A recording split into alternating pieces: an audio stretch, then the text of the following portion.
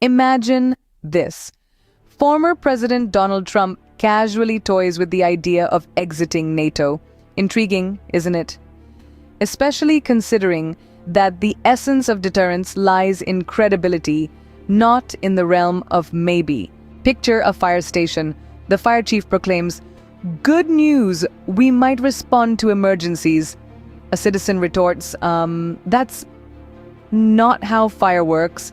And that, dear viewers, is also not how alliances work. So, what's really driving this? No need for conspiracy theories. There are three verifiable factors at play. Firstly, burden-sharing tension. The US outspends most allies on defense, causing some American leaders to argue that others should contribute more. Secondly, domestic political incentives. Questioning alliances can be popular with voters who prefer a reduction in overseas commitments. And thirdly, a transactional worldview.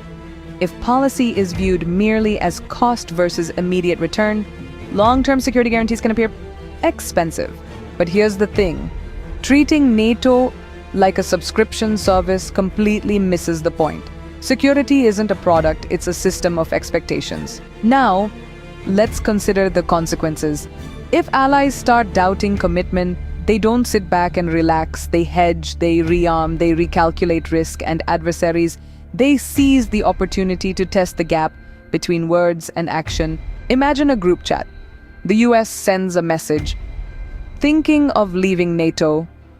Germany asks, is this negotiation?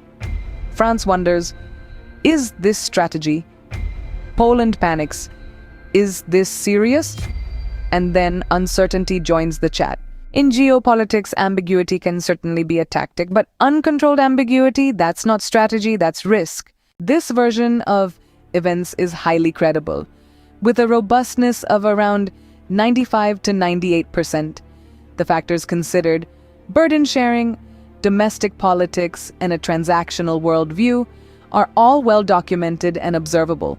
No unverifiable hidden control claims have been made. Satire is only used for form and not substance, and each argument maintains falsifiability. However, we must acknowledge a residual uncertainty of around 2 to 5%, given that leader intent is inherently probabilistic, and there's always a gap between policy signaling and actual execution. So, if you're hungry for more, we can delve into an elite policy brief with a dash of satire, or perhaps an ultra-compressed 45-second TikTok version optimized for retention, or even a multi-scenario modeling of leave versus stay versus partial disengagement, complete with quantitative scoring. The choice is yours.